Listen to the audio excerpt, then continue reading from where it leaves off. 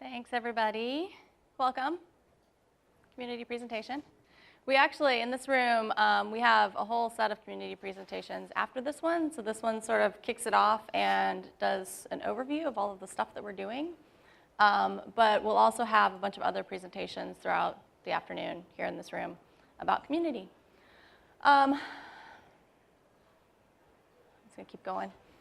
So the one thing I want to talk about a little bit, people define community in a whole bunch of different ways, many of which I often disagree with. So I'm going to give you my own definition of community so you know what I'm talking about.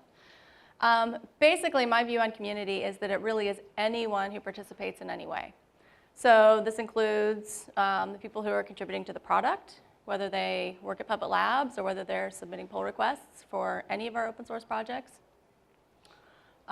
People who work on development for modules are also a really important part of our community.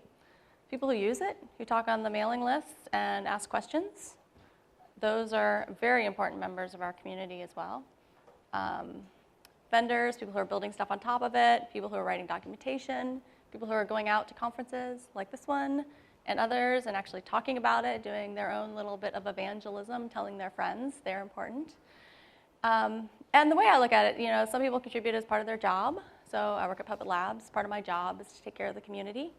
Some people do it on their free time, but because I work at Puppet Labs, I don't consider myself any less a part of the community than I would if I was contributing on my free time.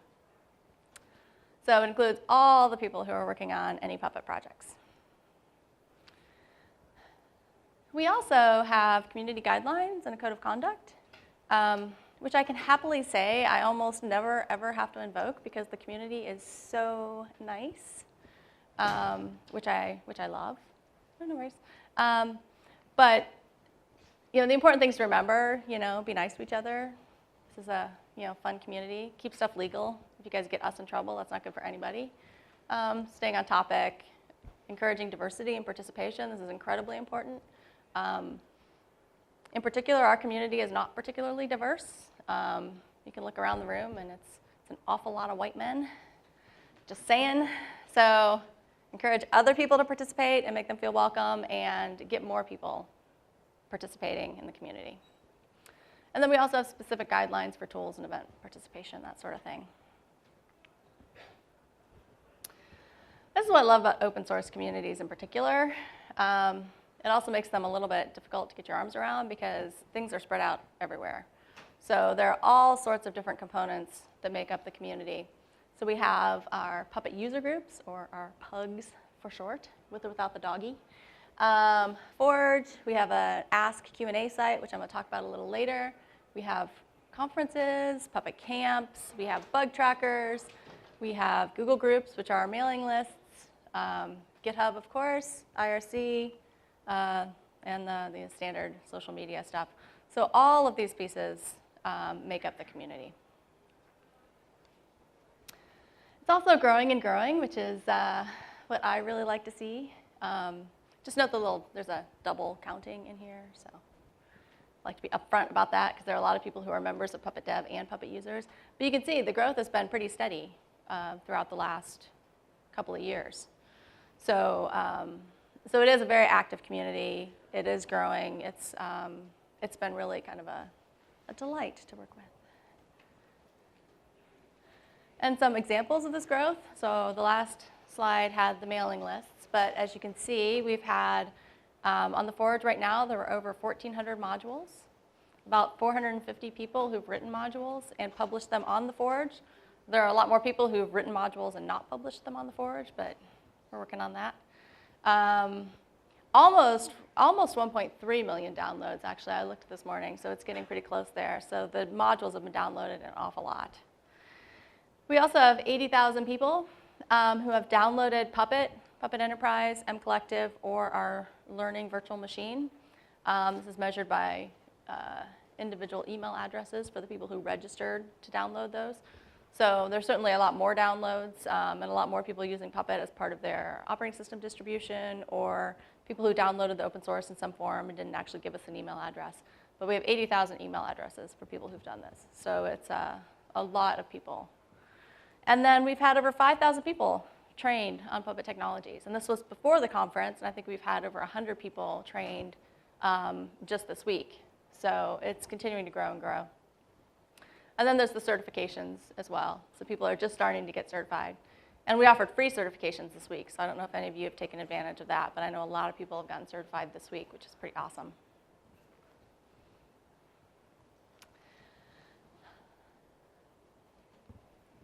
So the Forge and Modules team has grown quite a bit in the last year. So Hunter and Ashley, who you guys have probably seen here at the conference, joined the Forge module engineering team in July, which is where you can see the spikes for merged pull requests.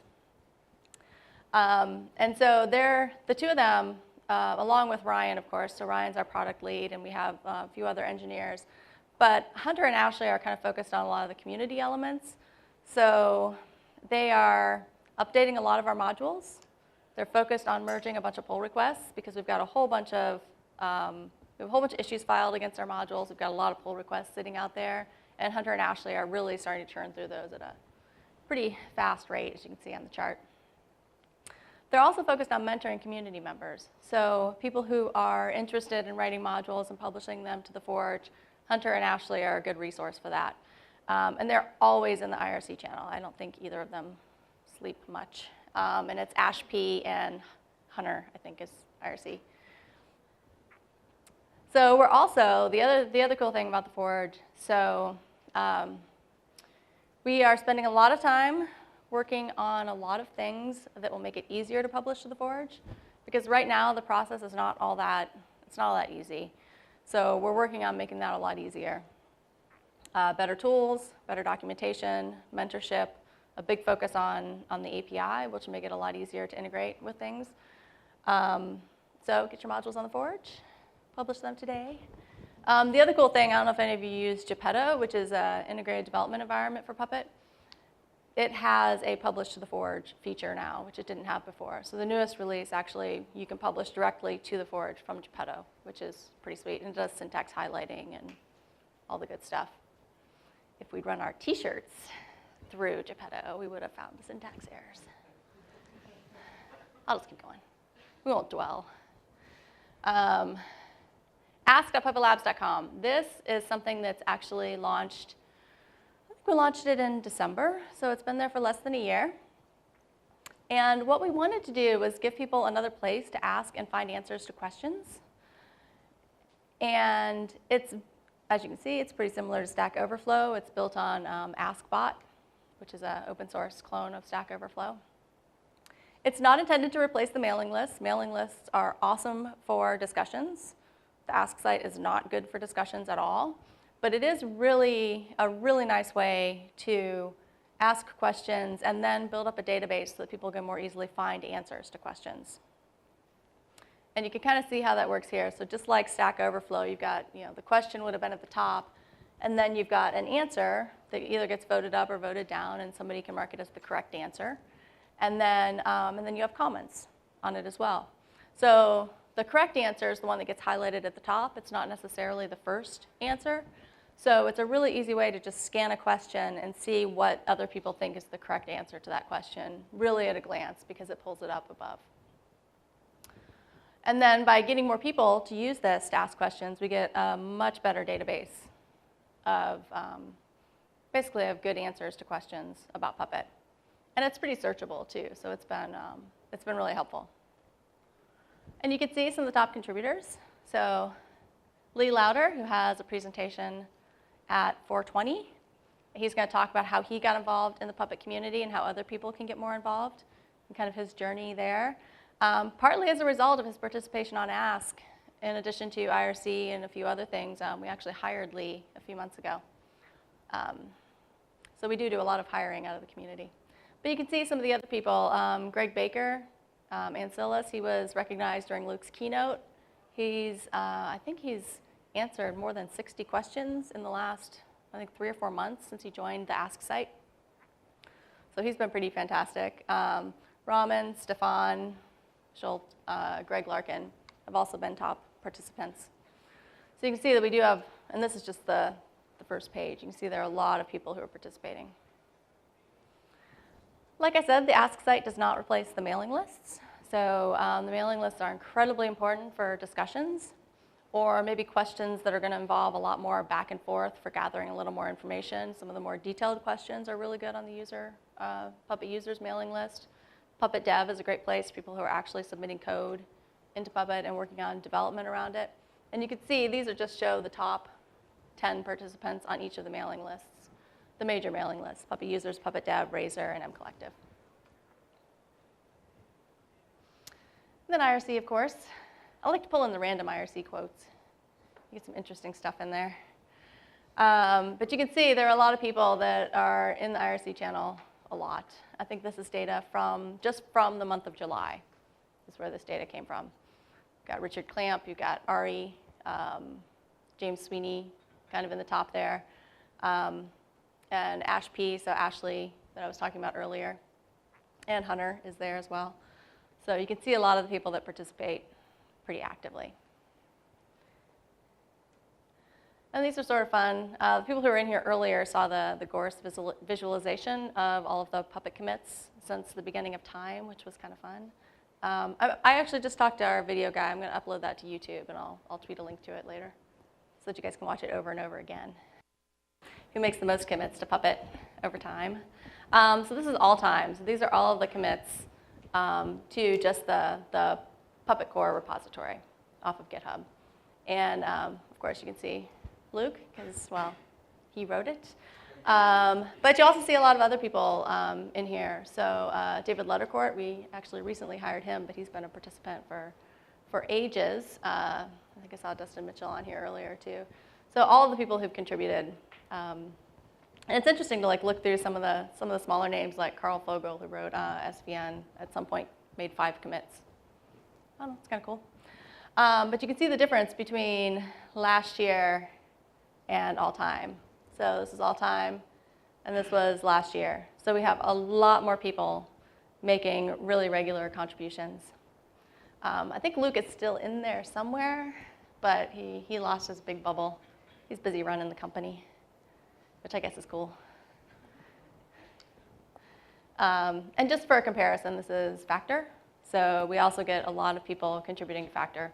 Probably because the bar is a lot lower. It's, the code base is a little more confined. It's a little easier to understand than Puppet. So it's pretty easy to go in there and make a fix for your favorite operating system, whatever, and make sure it works, Factor recognizes it correctly.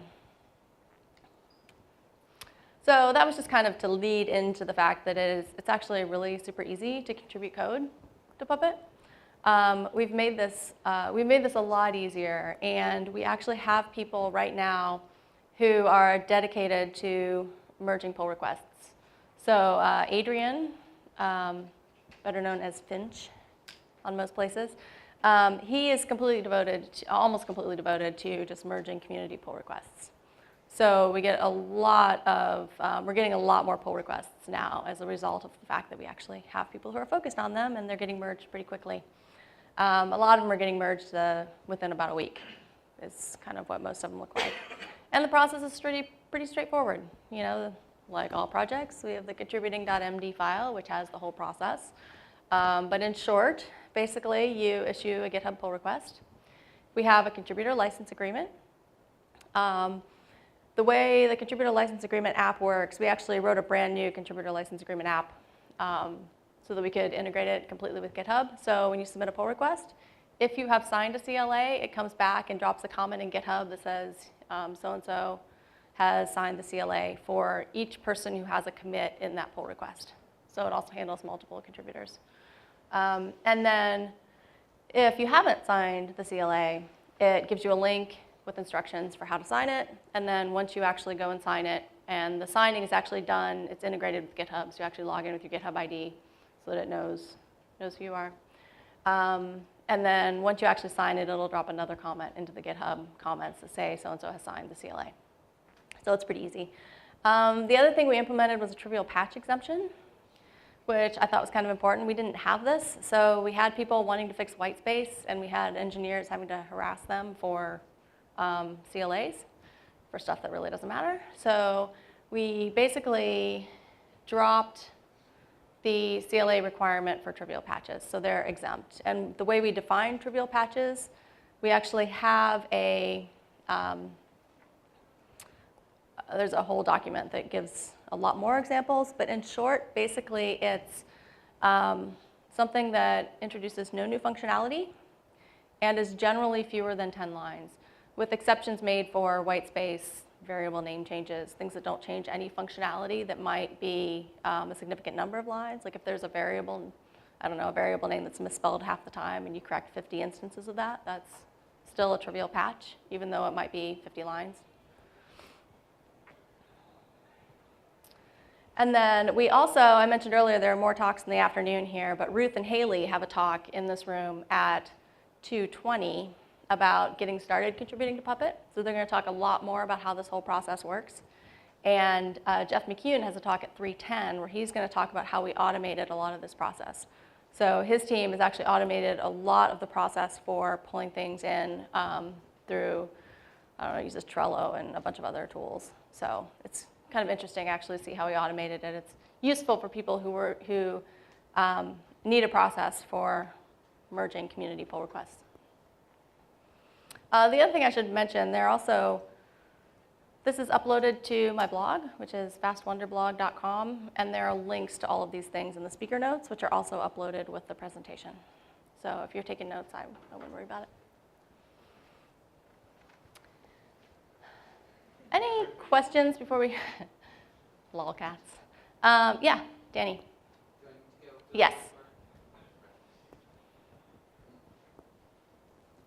I was curious about the CLA part, since Puppet's code is licensed under the Apache 2 license, which by default means that all the contributions fall under that same license. Why the whole CLA process? So let me preface this by saying when I joined Puppet Labs, my goal was to get rid of the CLA entirely.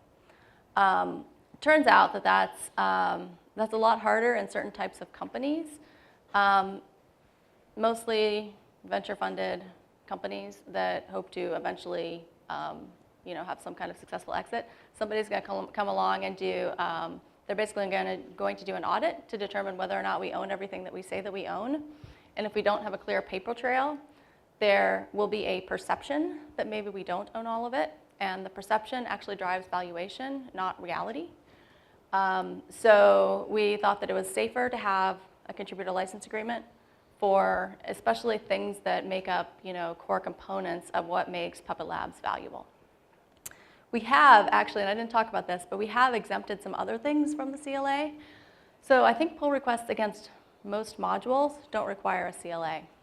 And if we have some smaller projects that engineers are working on that aren't really bundled into our core product set, some of those probably won't require CLAs either. But no, that's a good question. I actually wanted to move to more of a kernel-style signed-off-by process, which is what we always used when I was at Intel.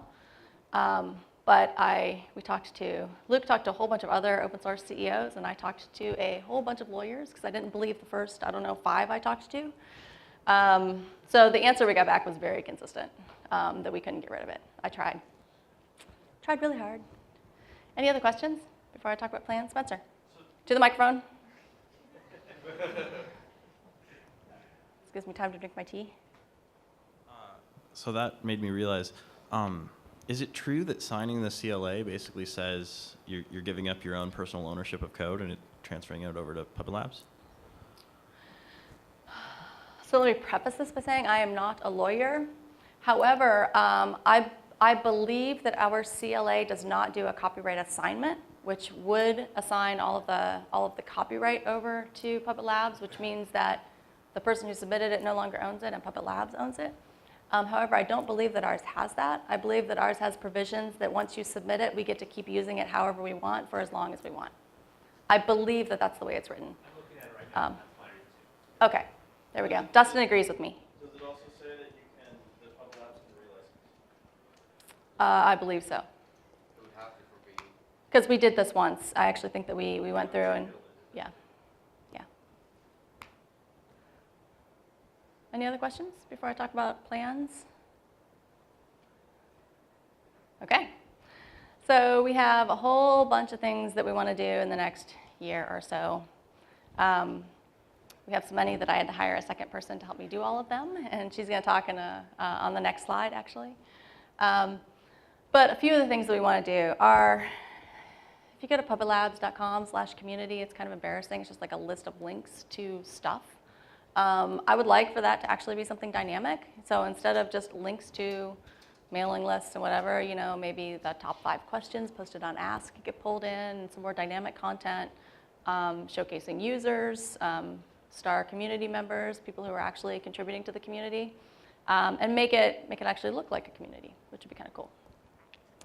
I also want to put together some more robust user profiles on the website so that it's easier to tell that guy that I talked to in IRC and the guy that submitted that pull request and the person who published this module to the Forge are all the same person, because that's really hard to tell right now. So I think it would be very interesting to have user profiles where I can, look at the person who wrote this module on the Forge and then see maybe what else this person's done. So that's another thing we're working on. We're also starting a whole bunch of Puppet user groups, and Kara's going to talk about that next. Another thing I want to do better community metrics. So right now, we have a process that involves way too many manual steps, and me on the 1st of every month running Ruby scripts, and on the last day of every month copying and pasting things from other stuff, and it's awful. We automated big chunks of it.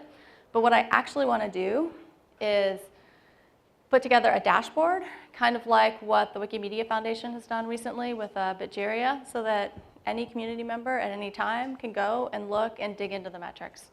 And it doesn't rely on an individual person going through and compiling a PDF, which then gets uploaded to the website and then a blog post. And so I want to make it self-service so that you guys can actually get into the real data. Because right now you only see what I happen to, what we happen to put in the PDF files or in the blog post. So it'd be nice for you to be able to dig down into the details too. So that's part of the plan. And better recognition of community members. So I don't know if you've noticed, but we've started doing roughly monthly blog posts for featured community members. So somebody who's done something really cool that month. We did one on Aaron Stone, who took over the dashboard project. We've done a few others. So we're working on having better recognition of people who are doing really cool stuff in the community. Any questions on the plans before I turn it over to Kara to talk about the user groups? Also, if you have any, if you can go to the microphone. Also, if you have any good ideas for me, so things that you think we should do that we aren't doing, just ping me. Or you can ask now if you want, or ping me. I know where you are. Yeah. I think there's lots of room for, there's lots of different ways to get involved with helping with Puppet Labs right now, between submitting patches, reviewing patches, armatures, all sorts of interesting things. So this isn't necessarily something that you would plan to do or more work for you, but probably all of us should think about finding one of these ways to get involved and sort of committing to doing that in a long-term fashion. Can really help out. And it starts to seem like there's only contributing code as a way to be a part of at least the development side of the community, and that's certainly not the case. So you've given lots of great examples. Yeah. But we should all probably make our own community plans if we can. Yeah, for sure. And there are a ton of ways to get involved in the community, and I would like to see more and more people actively involved. Because I know there are a lot of people who, they write their own modules, they keep them in their own little repositories, they never share them with people. User groups are a great way. You can start your own user group. Those aren't run by us. Kara's going to talk about that. Spoilers. Okay, with that, I'm going to actually turn it over to Kara before I do any more spoilers. Hey, guys.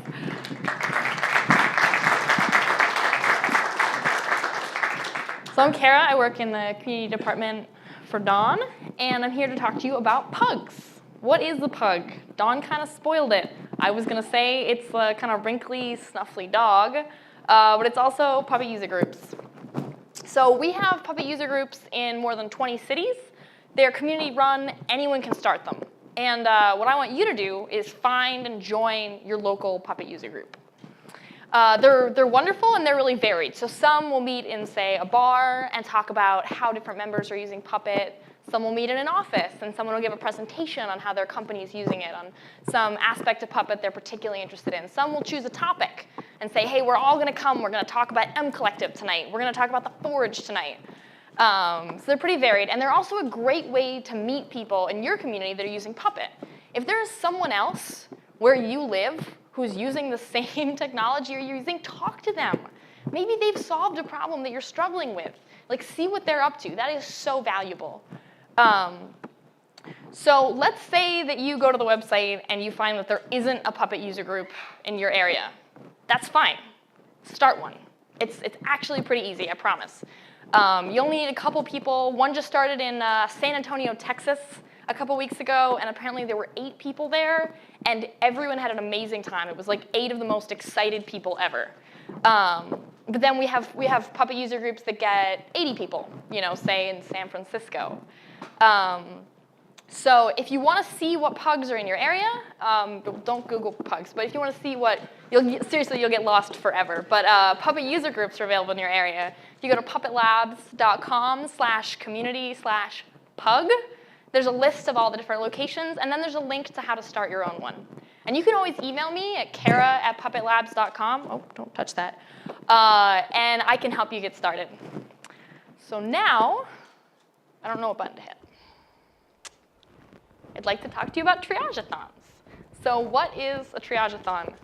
That's not rhetorical, actually, don't answer that. Triage-a-thon is when Puppet community members from all over the world make a concerted effort on one particular day to come together and review all the open tickets and bug reports in Puppet and other projects, update and confirm the relevant ones, and close the invalid tickets. There's bonus points for submitting pull requests that actually fix the bugs, but it's not required. So July was awesome. We had one in July. It was wonderful. We met both in Portland in our office, Portland, Oregon, and also people all over the world participated. In Portland, we had someone come down from Vancouver up in Canada. That's a 4.5-hour drive. We had someone fly from San Francisco to join us. We had a wonderful time. But then there were also people that gathered together in Buenos Aires, Argentina, in Germany, in Atlanta, Georgia, and got together and participated. And then there were people participating from home all over the world. Everyone who participated got a T-shirt. T-shirts were a little too cool. We had some problems. People really wanted them. There's only one way to get them. It's participating in the Triage-a-thon, surprise. The top 10 triagers got gift certificates to Amazon. Whatever country you are in or closest to. There was a lot of diversity there, which was excellent. I have Amazon accounts in a lot of countries now to send those. Oh. And so anyone can participate in this. We have people participating who had never used Puppet before, and they chose this particular day to go read some documentation, look through some of the open tickets, and learn. We're going to be doing this every quarter. So think of it like seasons. Spring, summer, fall, winter. 4 chances a year to kind of get your triage on. So our next one's going to be October 2nd. And so I hope to see you online or in person in Portland on October 2nd. And then after that, of course, we're going to do one in the winter, keeping with our seasonal theme. Does anyone have any questions before I pass this back? Excellent. I look forward to you being at the microphone. No, don't apologize for sitting. Okay. Sorry. I was just wondering, how's the coordination done? Is this all done on IRC? Is there a mailing list to get involved in this? How do you participate in the Triage-a-thon if you're not going to be in Portland? So for the Triage-a-thon, we got a lot of people in the IRC channel, Puppet Hack, and we had someone from Puppet Labs always in there as well, and everyone, of course, in the community all helping each other. So we had that channel of communication open, and that was really effective. And then we also had a getting started guide for people to read through before they started getting questions. And then this last time, we put the different open tickets in a Trello board, so people could sort of keep track of what was going on there. Thank you. Loving the Puppet Test Pilots shirt there.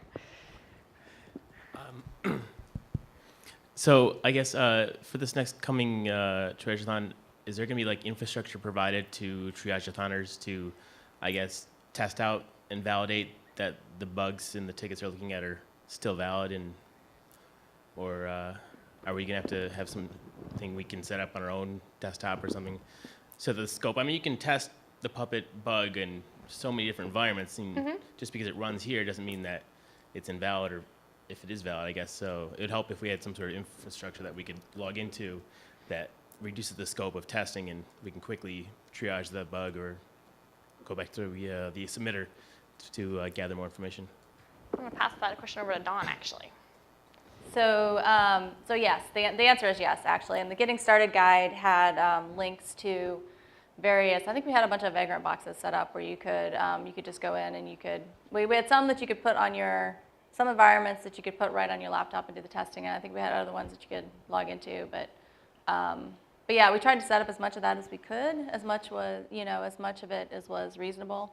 And then we do also run it through some tests as well. So when you submit a pull request, they automatically, of course, go through a certain set of tests. So good. Is there any way we can help provide the infrastructure? Because there's bound to be a bunch of people in the States, but I live over in Europe, and if I need to get through a transatlantic connection every time, that's difficult. And well, we have plenty of resources, and I'm pretty sure someone would like to submit a bunch of Vagrant boxes so that people from this continent can connect to them and work from there. I love it. That's wonderful. Yeah. Anything else? I'm going to pass this back on over to Dawn.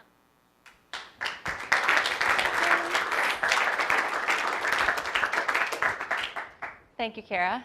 This is sort of a surprise for her because it was like, I don't know, mid last week we were finishing up the presentations. I was like, oh, well, Kara should talk about the pugs because she runs the whole pug program. And then when we were going through my slides and I was asking her what I'm missing, she said, oh, the Triage-a-thon. And I was like, oh, you run that too, so you get that slide too. So she's quite the trooper. So we have a few other things, Puppet camps. So Kara and I did 20 so far this year, which was pretty amazing. Not all of them involve push-ups. The push-ups are optional. But you can submit talks for upcoming camps. These aren't all of the ones that we're going to have, but these are the 3 that we already have scheduled and confirmed in locations. So the Washington, D.C. one is actually at Lisa. So you can go to Lisa. You can go to the Puppet Camp. But the CFP is open for that. There's also one in London. So the London one is on November 8th. No, that is not the right date. I'm quite positive that that date is wrong. The website has the correct date because DevOps Days, I think, is on it's the 18th. There's a typo. Because DevOps Days is on the 11th and 12th, and then Velocity is on the 13th, 14th, and 15th. And then the London Puppet Camp is on the following Monday, which is right before the big VMUG in London. So it'll be 2 weeks of awesomeness in London with DevOps Days, Velocity, Puppet Camp, and the VMUG. There's also one in Munich. It's run by NetWays. It was in here somewhere because I saw tweets. There we go. So that one's going to be run by NetWays in Munich, which would be cool. So if you go to the website, it's just puppetlabs.com/community, and you can get to the Puppet Camps page, which is where the links to all the CFPs are. And we will open up registration for all those camps shortly after PuppetConf. Any questions on Puppet camps? Yeah. Sure. Not because I care for myself, but for finding some of the other videos, it's sometimes hard to find the actual videos from the ones that are actually been posted. Is it possible to maybe explode them out to a separate page? You know, I know you got like the last time it was like the historical, see what Puppet camps have happened in the past, and you have to go, and then they have links from there to the videos of those sessions.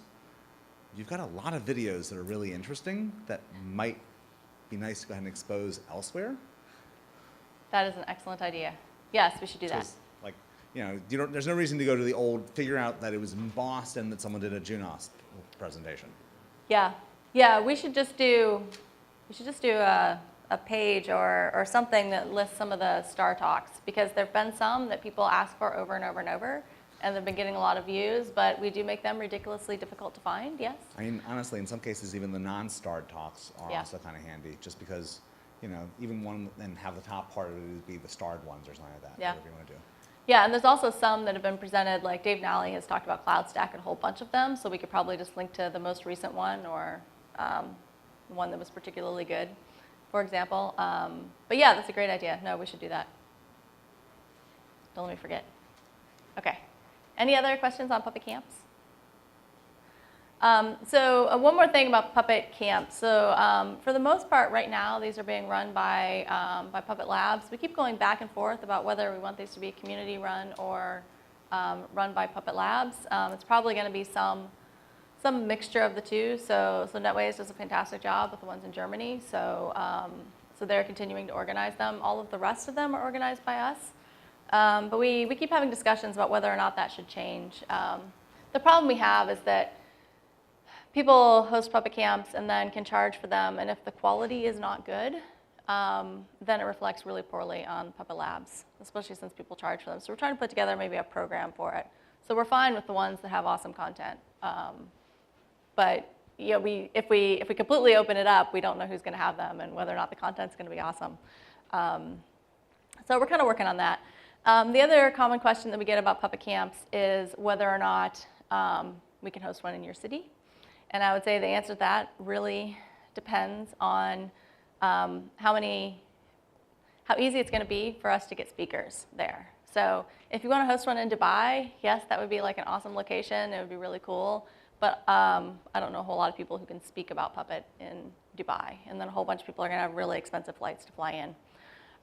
But if you have getting back to the pugs, if you have a pug in your area and you've got a whole bunch of people attending the Puppet user group, then it's a lot more likely that we're going to be able to pull off a Puppet camp in that location because it'll be easier for us to get speakers.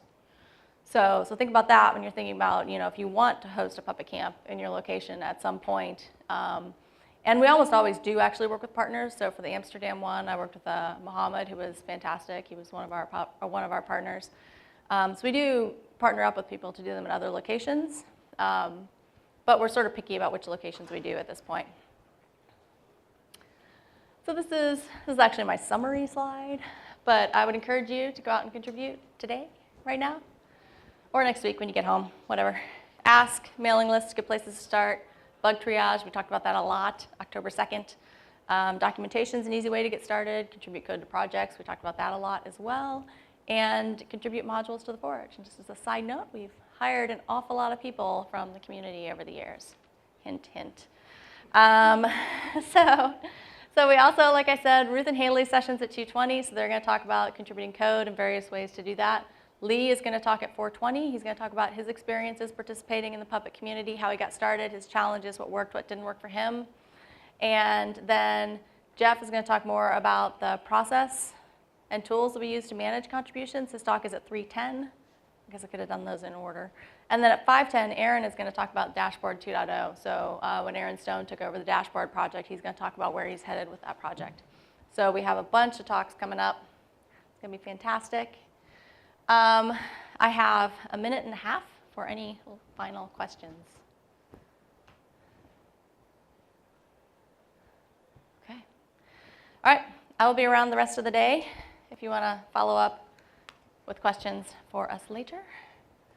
With that, thanks. Thanks for coming.